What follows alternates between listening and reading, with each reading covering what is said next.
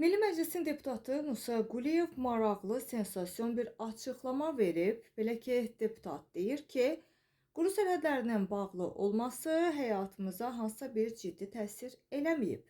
Gündəm xəbərin efirində 4 fevral tarixli və bir məlumatı diqqətinizə çatdıracağıq. Belə ki, Milli Məclisin Əmək və Sosial Siyasət Komitəsinin sədri Musa Quliyev Müsavat TV-nin canlı efirində quru sərhədlərinin bağlı qalması məsələsinə toxunub. Deputatın səsləndirdiyi fikirlər birmənalı qarşılanmayıb və geniş müzakirələrə səbəb olub.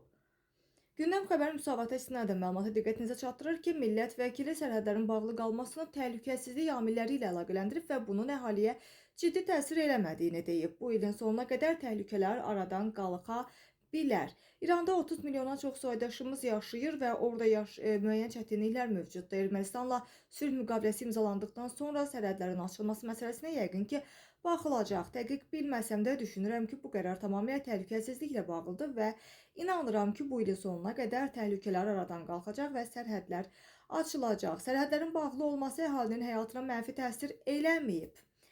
Sərhədlərin açıq və ya bağlı olması arasında əlbəttə fərq var, amma bu qərar Azərbaycan vətəndaşlarının həyatına çox da ciddi mənfi təsir eləməyib. Artıq 4-5 ildir insanlarımız bu şəraitdə yaşayır və həyatlarına davam edir. Düzdür, əvvəl avtomobillə Gürcüstana gedilirdisə, indi təyyarə ilə getməyə məcburdular, amma bu qlobal problem deyil, ötəri çətinlikdir. Müharibə və ya fövqəladə vəziyyət zamanı insanlar mövcud şərtlərlə razılaşmalı olurlar. Reallıq bunu tələb edir.